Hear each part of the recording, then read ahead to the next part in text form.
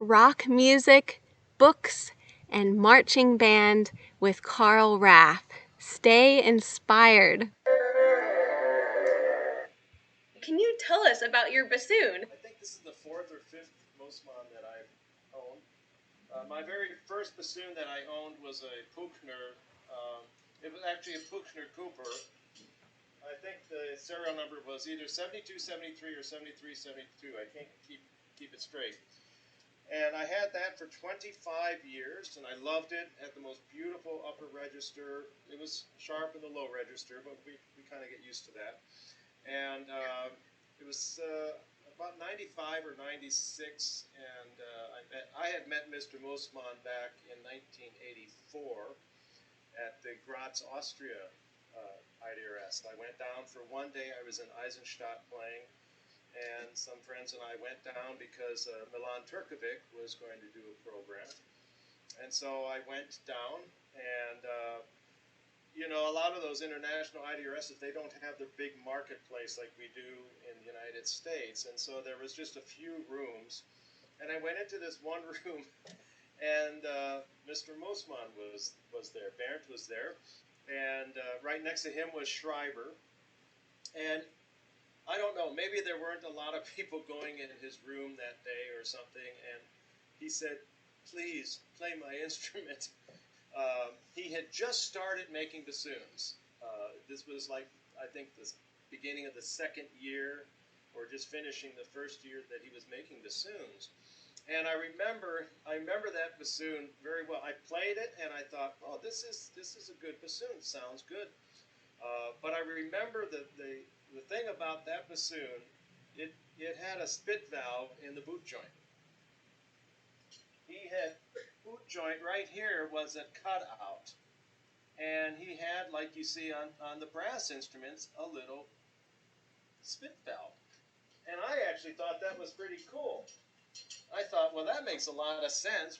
That's where the water collects.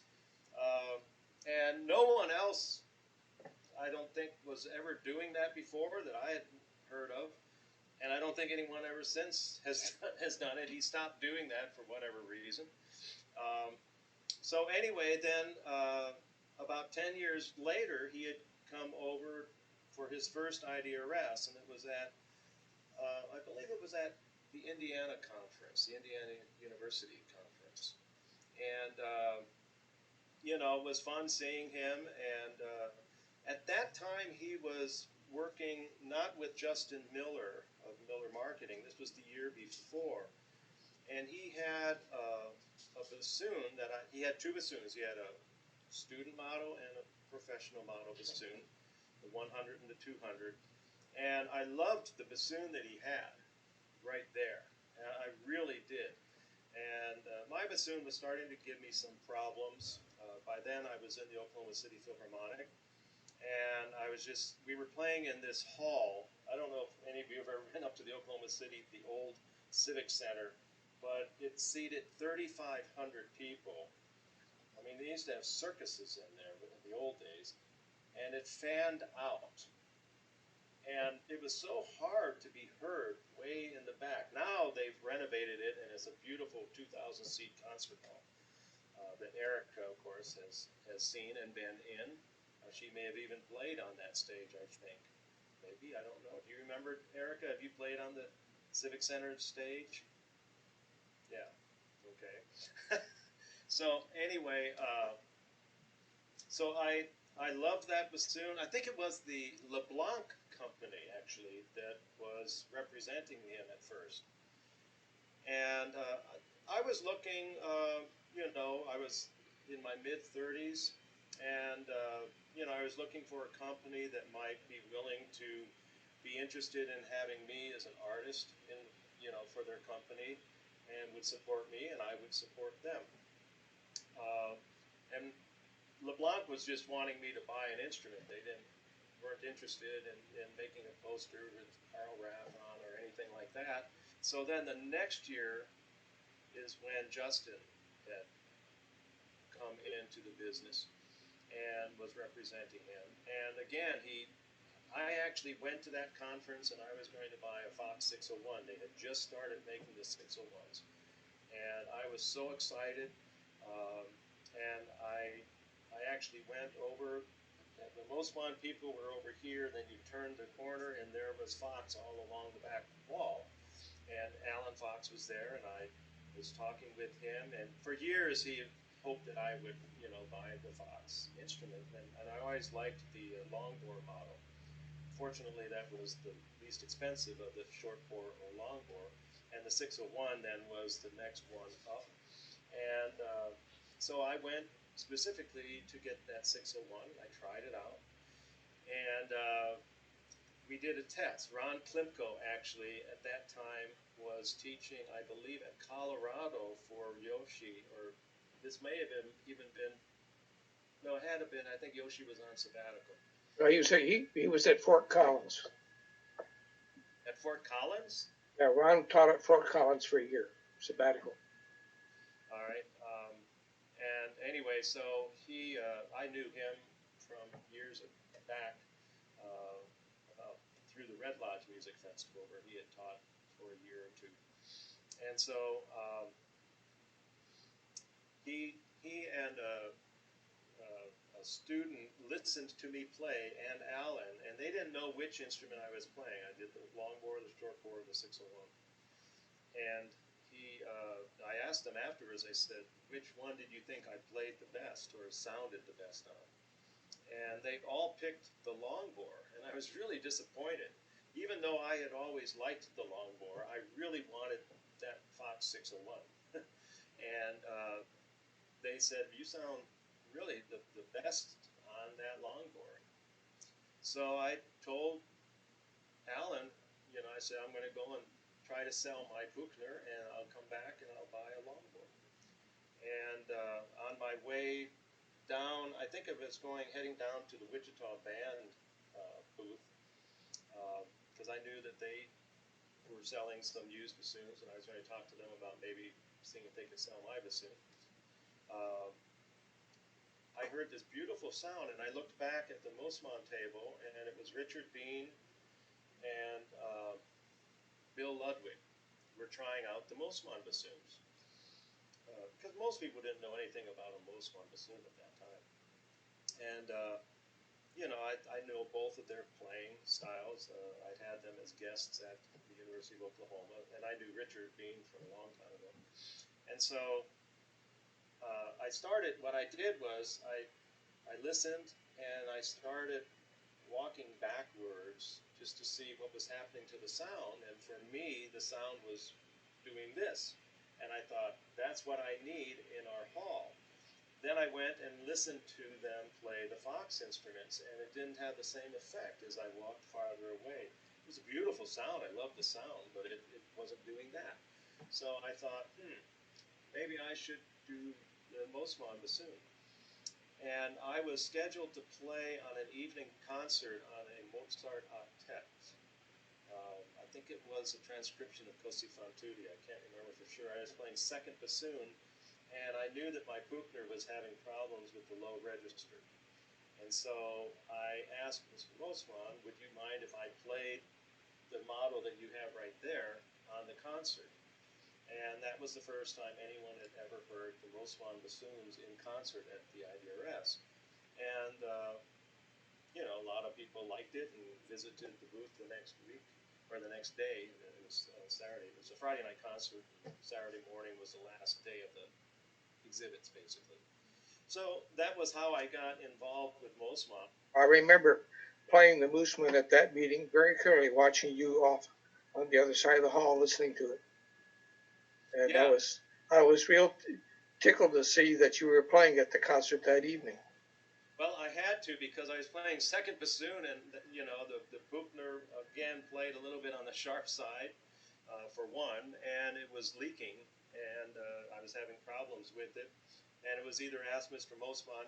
I actually asked him if he would do some work on it, but he didn't have his tools with him, and then that's when I came up with the idea. Well, how about if I play one of your instruments, preferably the professional model? And I wasn't expecting him to allow me to do that, but this was great for them and for me, because again, nobody had ever heard the Mosman bassoons in concert, and it was on that opera hall stage.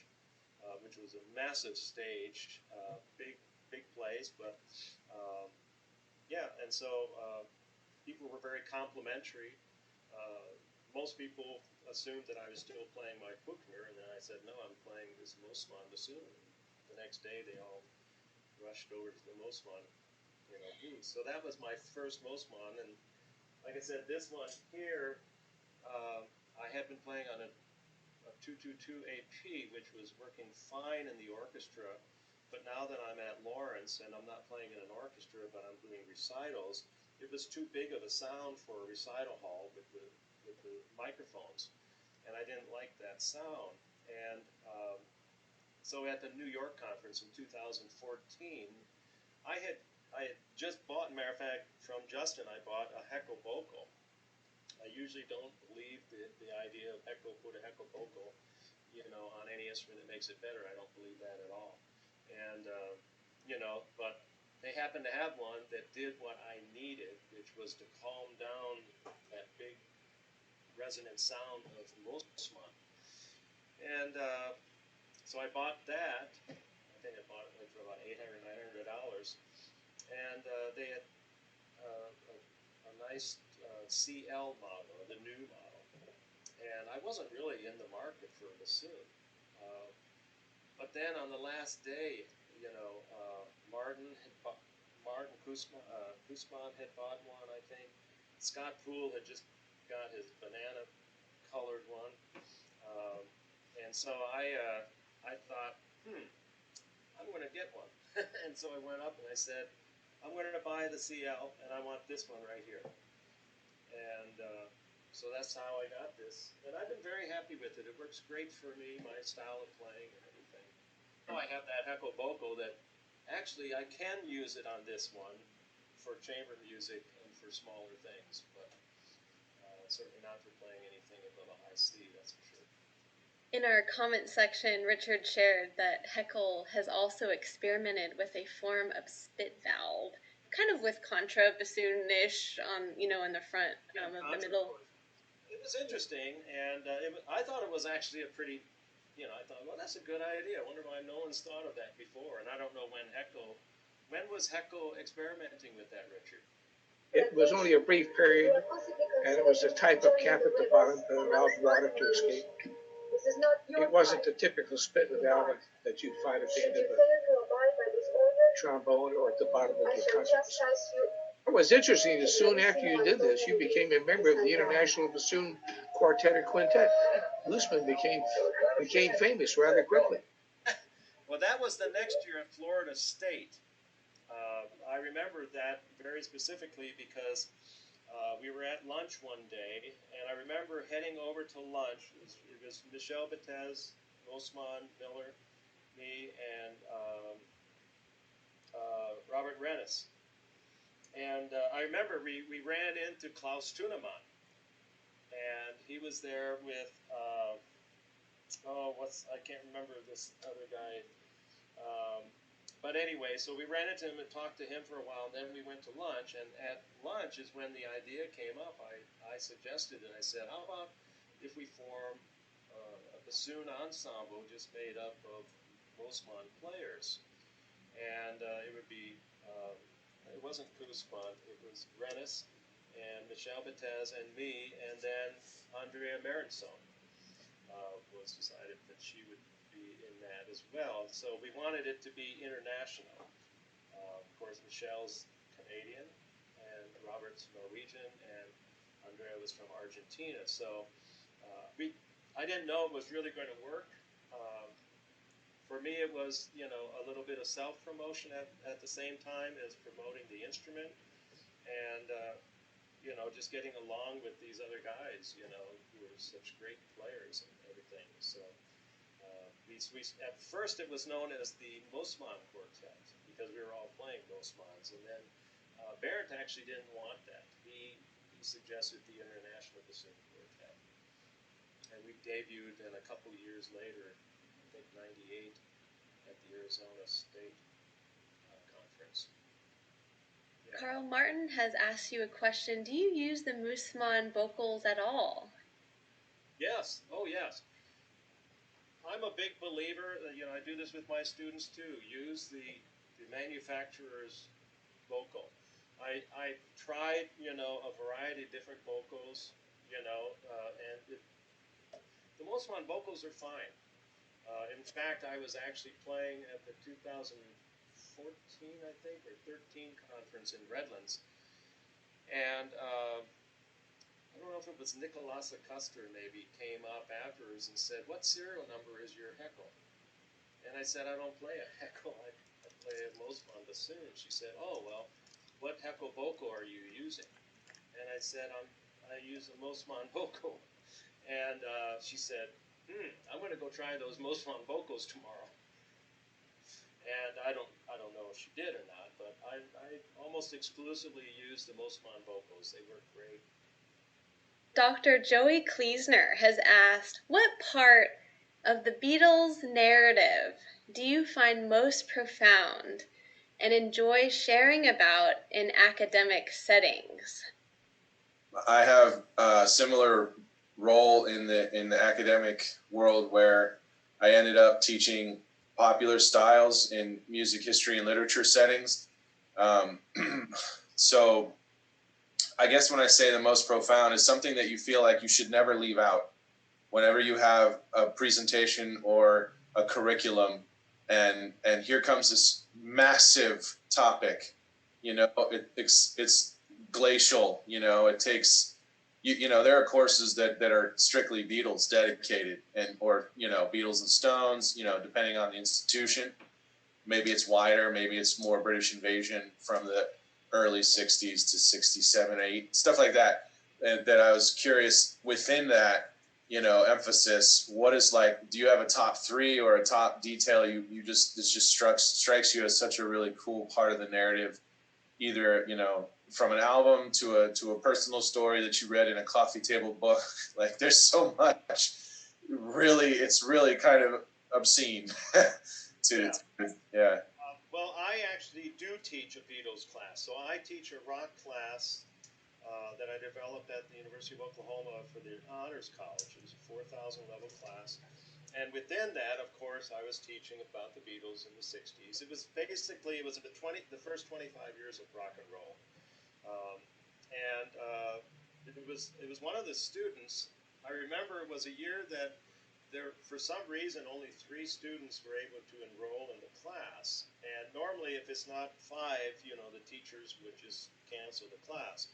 But it was a special, honors college class, and I enjoyed teaching it. Even though it wasn't part of my workload necessarily. All I had to do really was bassoon. And so I thought, oh, I'll go ahead and do it. And I remember the guy that suggested to me to teach a Beatles class. It was Billy Wheeler, who was a senior, and Billy said, "You should teach a class on the Beatles. Every time you mention the Beatles in the class, you really light up and you really go into a lot of cool stuff." And I thought, that's actually a pretty good idea. So I think it was like 1995 or 96 that I offered the rock class in the first semester, and then the second semester was a Beatles class.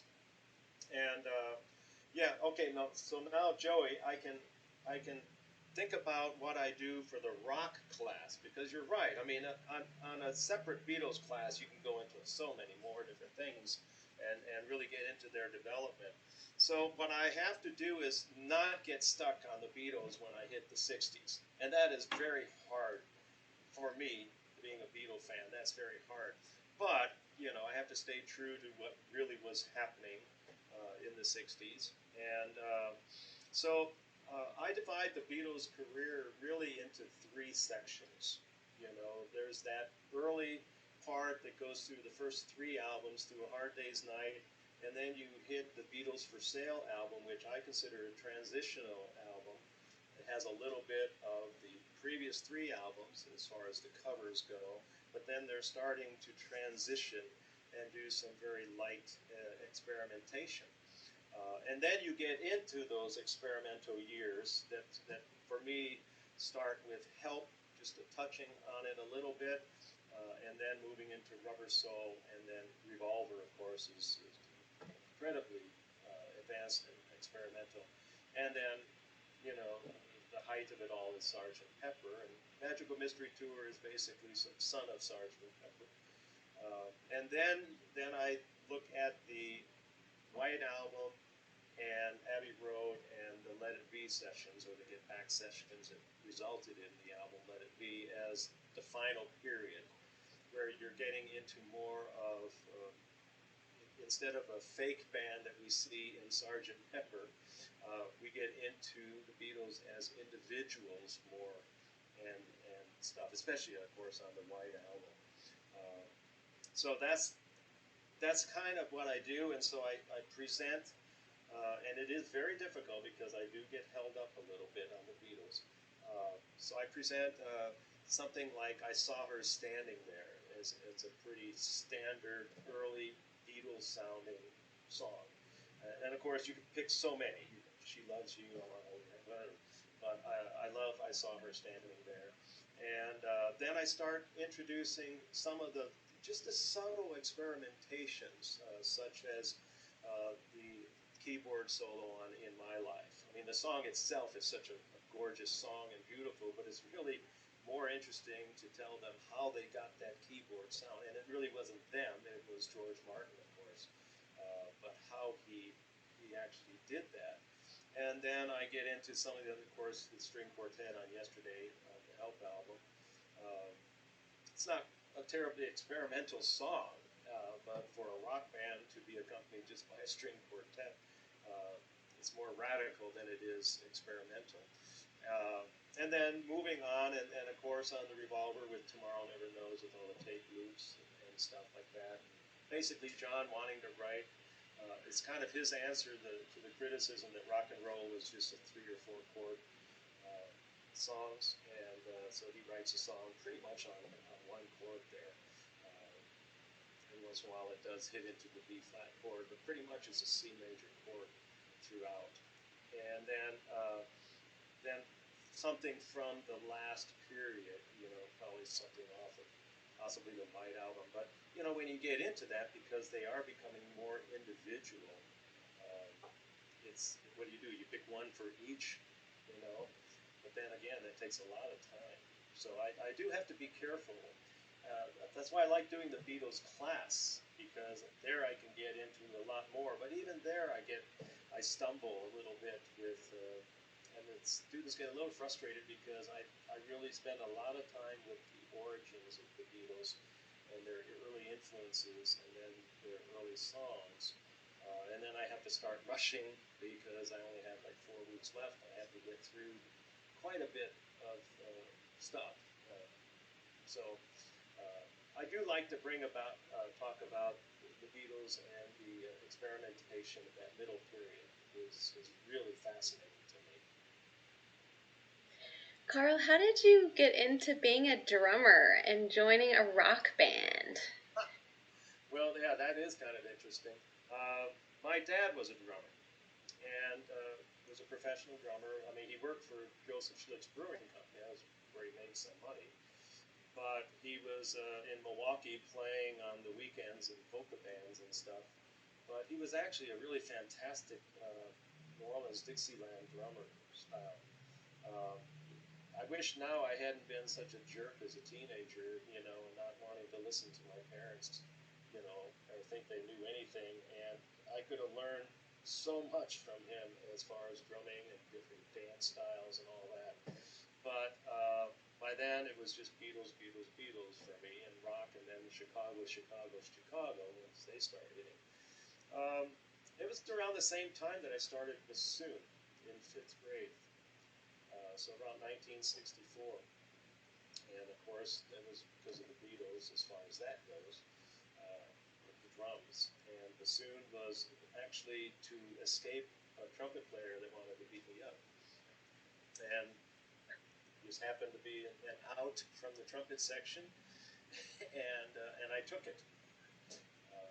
My brother played bassoon. Actually, he was playing bassoon in the high school band at Greenfield High, and then when he came to Lawrence University, he came as a pianist, but he was also a bassoon player. So that's how I got into both of those. And having access to a drum set really helped. And then my birthday presents over a couple years was a drum set that I still have to this day. It's down in the basement right now. Something I thought was really interesting too, Carl, is your love of baseball and how you said if you hadn't become a professional bassoonist, you would have been a professional baseball player. Could you tell us more about your passion of baseball? Yeah, becoming a professional athlete is even harder than becoming a professional musician, I think. The competition is great, but I played little league softball, little league hardball, and softball. I was a pitcher, and I was a pretty good pitcher, actually. I have to say that myself. I wasn't a very good hitter, but I was a good pitcher. And I grew up with the Milwaukee Braves, you know, when we lived in Milwaukee. Um, and my favorite player of all time, and I think still to this day he's the greatest baseball player that ever lived, was Henry Aaron. But as a pitcher, of course, Henry was an outfielder and started off as a shortstop, second baseman. As a pitcher, I emulated Warren Spahn, the great left-hander, and even imitating his kick and everything, although I was a right-handed thrower. So, yeah, I would go outside with my bat, wood bats back then, and pick up a little stone, and pick it up and, you know, hit it. I mean, I just lived baseball more so than music. Um, I practiced a little bit, but I probably went out and practiced hitting stones in the yard or throwing a rubber ball against, you know, you make a little strike zone on the wall, and you get back about 45 feet or so, and you start, you know, pitching into that strike zone. I did that an awful lot, or you would go up to the school and you play strikeout. You called it strikeout. It's basically you could play with just two people, pitcher and a batter. And you know, that was my dream. And then the Milwaukee Braves moved to a horrible city and became something else, and that just dashed it. I mean, in one sense, it was good for bassoon. I mean, more to music, but yeah, I mean, I had dreamed of being a baseball player. I used to try to run like Hank Aaron. I used to at least try to hold the bat like Hank Aaron. I couldn't hit like Hank, that's for sure. Uh, but again, I was a pretty good pitcher. I mean, the high school coach was kind of aware of me. I was only in seventh grade, but it was aware of me. That high school started in ninth grade, so they were kind of looking to see what's going to be coming into the high school and stuff. So then we went to Milwaukee, and it didn't work out. Richard, I've heard of course, the big deal down in Texas high schools is you own a contrabassoon. There are a lot of schools now that are buying. Well, a lot of them do. Yeah, I've been clinic here at All-State Orchestra. We have as many as 4 or 5 contras in the All-State program sometimes between the orchestras and bands. Yeah. But I was just remarking that it was as late as the '60s when I came out to Texas. Some of the East Texas schools were marching bassoons. Yeah. Yeah. Yeah. Well, of course, the Music Man, you know, the lyrics and everything talk about the bassoons, and you actually see a whole row of bassoons, and that's kind of funny. I have a former student, T.J. Blackburn, who plays second in the Baton Rouge Symphony, and her first bassoon she bought online, and when she got it, it had made by I think Schreiber or Menig, made by Menig for the MGM musical, The Music Man. Yeah, my wife owned a Heckle, had the same thing on the boot that she got. It was a 10,000 series, I think. Yeah, 10,000 series that was purchased for the Music Man. Yeah, and you know, apparently we did some research on it, and what they did was they had each instrument. They had 2 of each instrument that was made specially for that, and then they borrowed area high school instruments for the other instruments that was in there. So they still has that as her backup bassoon. I hope she does, because it's, you know, it's the famous bassoon that you see. You know. Very, very carefully engraved on the boot cap. Yeah, hers was yeah, hers was right in this general area here. Oh, there? All right. Yeah. Yeah. My wife's was on the boot camp. Richard, when you say a marching bassoon, like, is that any different than our standard bassoons, or with okay, so it's just you just march with it, and are there any like precautions you take, with the vocal or Well, that's one reason why we try to convince them not to do that. First Yes, of all, it's not good for the instruments, but second of all, it's yes, dangerous with that vocal in your mouth. yes. Could become very dangerous. So the only people I know that are still marching bassoons is the British bands. Yeah. Yeah. I mean, you can imagine. I mean, I've seen people, marching and they stumble sometimes a little bit. Don't pick up their feet enough. When we were in the marching band, we used to do it wasn't the corps style, where the corps style is pretty much like a regular walk. We used to do 8 to 5, and your knee had to come up parallel with your waist, and then your shin and foot were straight down. So you had this. I don't know if that makes any sense. It was kind of like Yes, that. it does. And I mean, it was good exercise. I should probably be doing that now. Lose a little weight. Martin's made a good comment, just that military bands in most of Europe still march bassoon. Could you share with us anything that comes to mind that you wish you had known in your 20s? It's easy to look back and wish you had done something. More recently, I've just discovered what some of the every year in my report cards, and from grade school on up until college, I always had 2 comments. One was doesn't apply himself, and the other was talks too much. And I could understand the talks too much. When you grow up with 2 older brothers who are 7 and 9 years older, you don't get a lot of chance to talk. You're put down quite a bit, and I was until they went off to college, and then by then I'm hanging out with my friends, and talking to them, and never talking to my parents, of course. But doesn't apply himself. Now, as a teacher, I see this all the time, and have seen this all the time, and all of a sudden it started, hitting me what that meant, didn't apply himself. I'm going to class, I'm doing the homework, but I really wasn't applying myself. Now that's looking way back. You're talking about looking back at the early time of my professional career as it was starting up. Uh, I came out of a small conservatory. I studied with a clarinetist who played flute in every one of my lessons, so I never studied with a bassoonist until I took a few lessons from Steve Bassoon, who was principal in Milwaukee at the time. Then I went off to Denver and studied with the second chair player there, Stan Scheller. Um, and then I started applying for jobs, and didn't get a single one, of course. Got rejections because you don't have any experience, right? So the interesting thing was one of the jobs was at Northwestern State in Louisiana, in Natchitoches. And 3 days after they turned me down, and my brother was actually on the piano faculty at that time at that school. 3 days after they turned me down, they called up and said, "Would you come and teach percussion?" So that's how that percussion started. So my first job was really as a percussion teacher in college, and I enjoyed that immensely.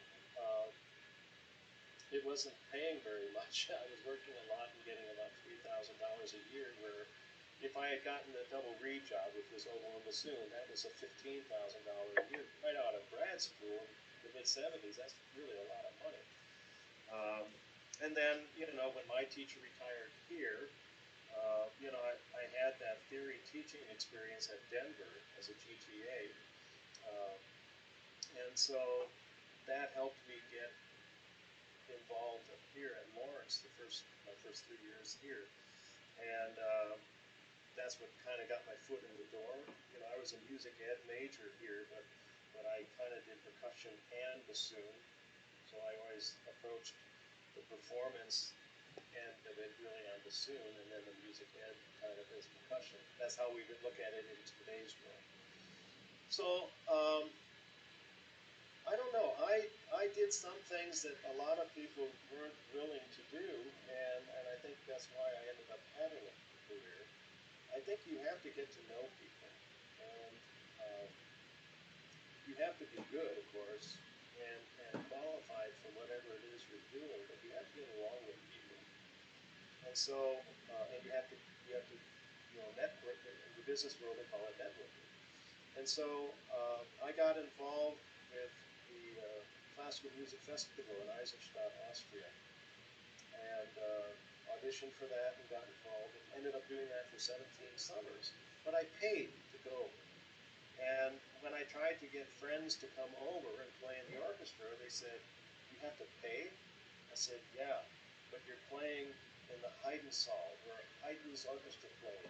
You're in Eisenstadt, and I'm playing in Vienna in the churches. You know, it's just the most incredible experience." I said, "Well, I'm not going to come if I have to pay." You know, and I've cautioned some of my students. I said, don't necessarily think that you're going to walk out and you know, all of a sudden you get all these opportunities because you have a shingle that says Lawrence or University of Oklahoma or something. And you know, you have to continue to invest in things and do things. And I tell my students now, you know, that they have to keep working. Actually, they should be working right now, but they'll have to keep working, and they have to, you know, there's going to be some bumps along the way. They have to, uh, they have to be prepared. You know, they all want to necessarily, not necessarily all of them, but some of them tell me, "Oh, I want to play in an orchestra." I said, "Great, I think that's a wonderful dream. I'll help you. I will provide that instruction and mentorship for you, but you're going to practice." You know, but boy, getting them to practice, you know, I was just talking to a student the other day, and I said, "You know, you come out of high school where you have 7 classes a day, and then you have some activities probably after school, probably before school too, and then you do your homework at night. Now you come to, and you have your parents there to get you up in the morning and to tell you to go to bed and to tell you to get your homework done and turn off the TV and no, you can't go out with your friends until your homework is done." Then they come to college and they have 3 classes, and they think all that other time is their free time. Some of them go out and get cats and puppies. You know, they want to have an animal. They want all the creature comforts. I mean, if you take a look at the dorm rooms that are being built nowadays compared to what we went through in the 60s and 50s, you know, they have all these creature comforts now that they want. And they think they have all this free time. I said, no, that's not what it is. You have 3 classes, and it's college level class, and that a class in college, for every hour you're in class, you're supposed to be studying 3 hours outside of class. That's not how a high school class is, you know, is meant to be. It couldn't work that way. But that's what a college, you know, situation is. And so that's what makes up that free time is your study time, or in the case of music people, you know, when I came to school, it was, you know, 3 hours a day of practice, 21 hours a week of practice. That was the average that was expected. And not easy to do, but that's what I was told that I had to do. And you know, sometimes I did, and sometimes I didn't. Another question for you, because you've done a lot of really interesting chamber music over the years, and you did when you hosted the last conference, you did this wonderful duet for bassoon and what's the Australian instrument? Oh, didgeridoo. Yeah. Didgeridoo. I happen to have a colleague who plays didgeridoo, and I've wondered, is it at all possible to get a copy of that performance? Yeah, it's of the performance. Yeah. I don't even think I have a copy of the performance. I might. I can look to see. I'd love to show it to him. He wouldn't believe it. It's actually a trio, Richard. For tabla. Right, percussion too. And yeah, the tabla was something that I had heard a piece at the Red Lodge Festival for violin and tabla, and the person playing tabla actually is from this Appleton area, and So I thought, well, he's in the Appleton area. I should have this person write me something for tabla. And then I thought, our dean plays didgeridoo. This gets the dean involved. And so it was a trio, actually. And it was quite an interesting experience. Yeah, I got a big kick out of it. Yeah. Yeah, I got a kick out of it, too, with all the turning around as I was playing. And at one point, I ended up looking at the wrong wall. I was looking at the back wall instead of at the audience, and stuff. So that was unlucky. I didn't kind of slip and fall, but it was kind of funny. Very funny, actually. But the performance came out, well. It was an unusual piece. It's not going to get played a lot, obviously. But if you know someone that plays didge, I'm sure who's your percussion teacher at Tech? Well, we just lost Alan Shin, but we still have Lisa Rogers and a new fellow. Lisa, yeah, I know Lisa. She did her graduate work at OU. Right.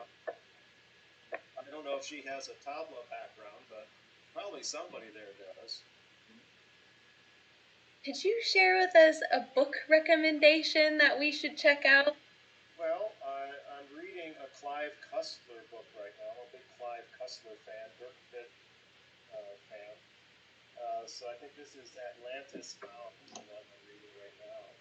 That's pretty good. I like any of the Clive Cussler books with Dirk Pitt. We can go ahead and close up our session today. Thank you everyone for joining.